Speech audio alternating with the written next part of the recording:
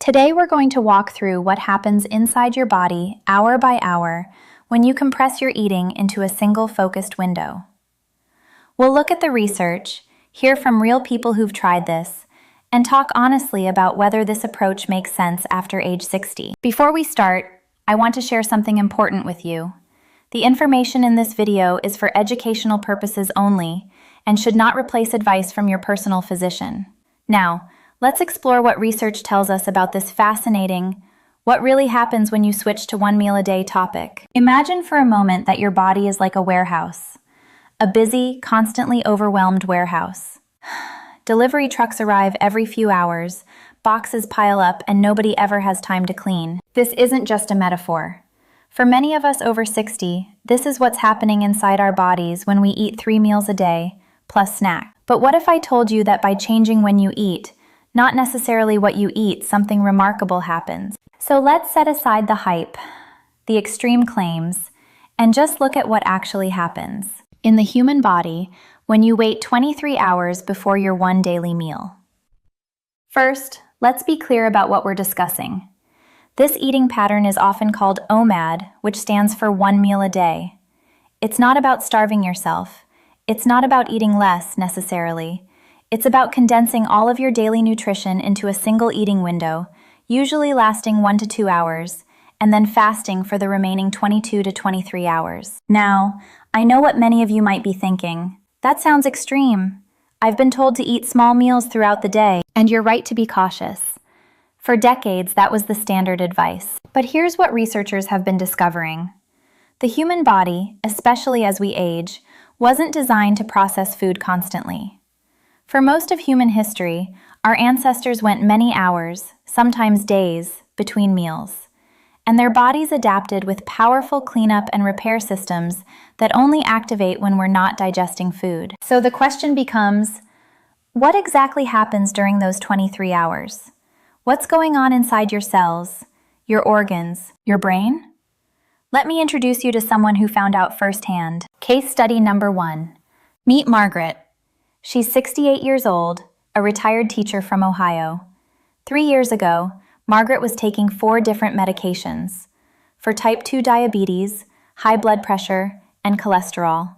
She felt tired most afternoons and was frustrated that despite eating healthy whole grains every few hours, her blood sugar kept climbing. Her doctor suggested she try something different. We'll come back to Margaret's story as we walk through what happens hour by hour. Let's start the clock at hour 0. This is the moment you finish your meal and put down your fork. For the first 4 hours, you're in what we call the fed state. Your stomach is actively breaking down food. Proteins are being broken into amino acids. Carbohydrates are being converted to glucose, and this glucose enters your bloodstream. Here's where something crucial happens. Your pancreas detects that rising blood sugar, and it releases insulin. Insulin is like a key that unlocks your cells, allowing glucose to flow in for energy. But here's the critical part many people don't understand. As long as insulin is elevated in your bloodstream, your fat cells remain locked. It is biochemically impossible to burn stored body fat while insulin is high. During these first 4 hours, if you've eaten more than your body needs immediately, and honestly, in our modern food environment, most of us do, insulin takes that extra glucose and stores it in your liver and muscles as something called glycogen. Think of glycogen as cash in your wallet.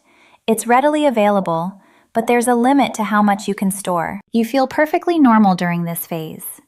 You're satisfied, comfortable, but nothing particularly special has happened yet. The real changes begin when we move into hours 4 through 12, and this is where most people struggle. Between hours 4 and 12, this is what I call the challenge zone. Around hour 6 or 8, your blood sugar begins to normalize. That surge of energy from your meal is gone. Your insulin levels are dropping. This is when your brain sends a signal. Hey, the easy energy is running low. Your stomach might rumble. You might feel a little irritable.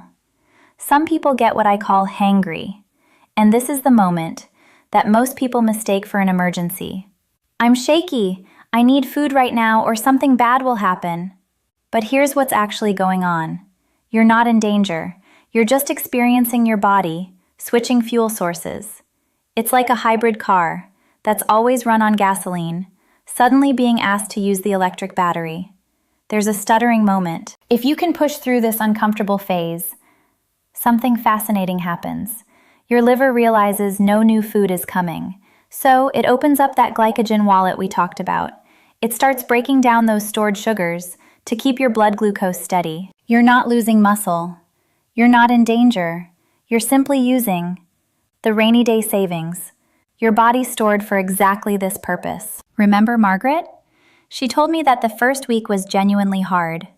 By hour 8, she'd feel shaky and anxious. She said, and I quote, "I thought I was going to pass out." But what was actually happening was that her body, which had become dependent on constant food, was learning to access its own stored energy.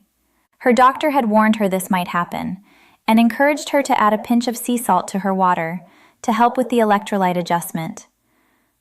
By week 2, those shaky feelings were gone. But we're not done yet, because the most important changes happen after hour 12. This is where the research gets really interesting. At around hour 12, something remarkable happens. Your glycogen stores, that wallet of easy energy, are nearly depleted. Your body has 2 options. It can panic and shut down, or it can unlock the vault. And because you are a survival machine, designed by evolution to hunt and gather for days without food, your body unlocks the vault. Insulin drops to its lowest baseline level. This is the biochemical signal your body's been waiting for. With insulin out of the way, an enzyme called hormone-sensitive lipase activates. This enzyme is literally the key that unlocks your fat cells. For the first time in perhaps days, or even weeks, your body begins drawing energy directly from your stored body fat. You are no longer running on the food you ate yesterday. You are running on you. Between hour 14 and 16, something changes in how the fast feels. Those hunger pangs that were so intense, they usually vanish. Why? Because your fuel supply is no longer fluctuating. When you eat frequently, your energy is a roller coaster. When you're running on body fat, your energy becomes a steady, flat line. Now here's where it gets really interesting for your brain. Your brain cannot burn fat directly. It needs either glucose or something called ketones.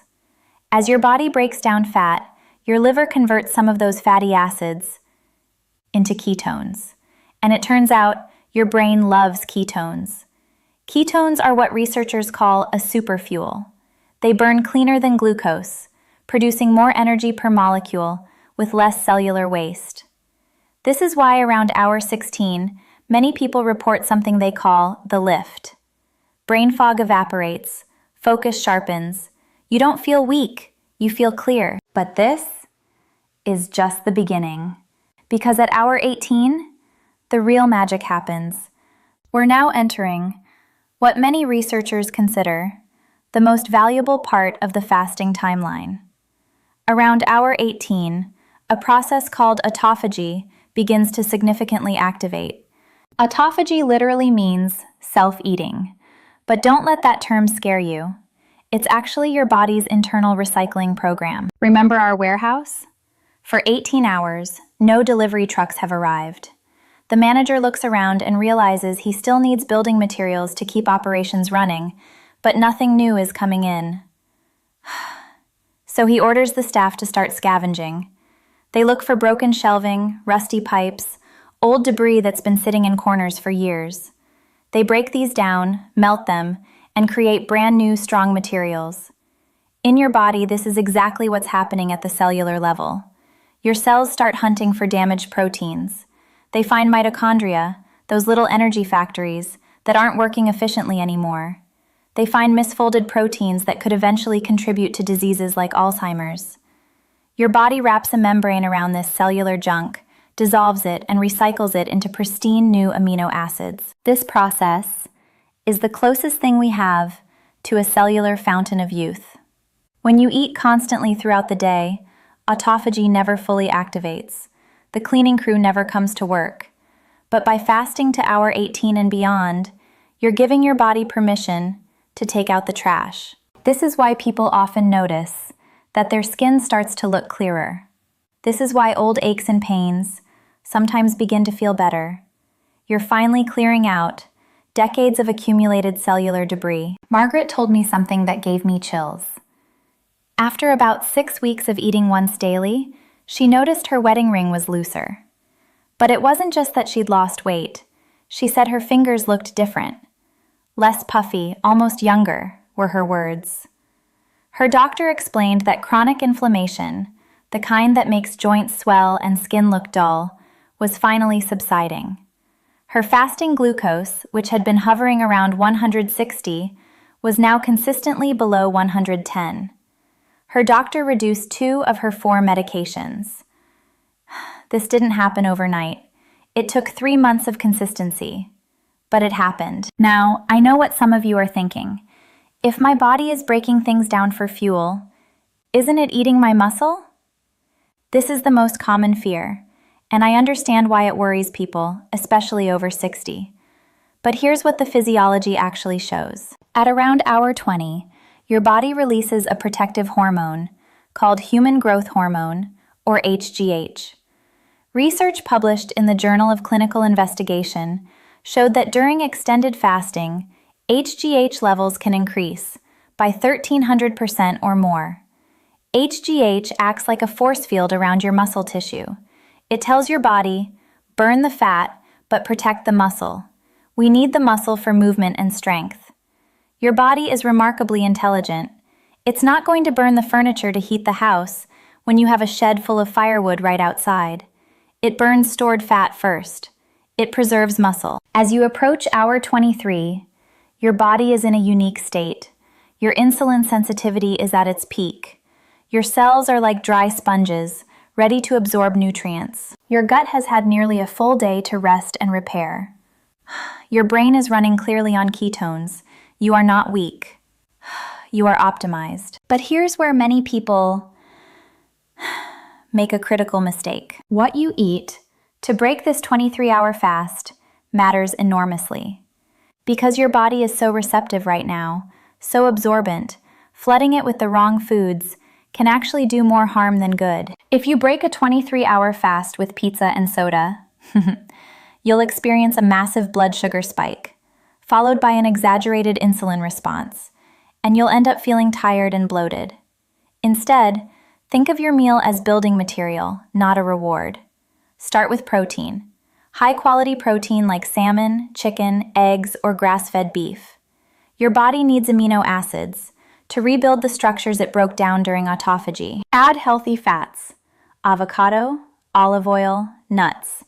These keep your insulin response moderate and help you feel satisfied. Finally, add volume with vegetables: leafy greens, cruciferous vegetables like broccoli, fermented foods like sauerkraut. Since you're only eating once, you need this volume to get adequate potassium, magnesium, and fiber. When you eat this way, something surprising happens. You get full faster than you expect. Your satiety hormones, leptin and ghrelin, are finally communicating properly. You stop when you're nourished, not just when you're stuffed. Now, I want to be very direct with you about something important. If you are over 60, this approach is not for everyone. If you're taking medication for diabetes or blood pressure, if you have a history of eating disorders, if you're dealing with significant stress or poor sleep, if you have thyroid issues, please do not attempt this without your doctor's supervision. Extended fasting is a stressor on the body.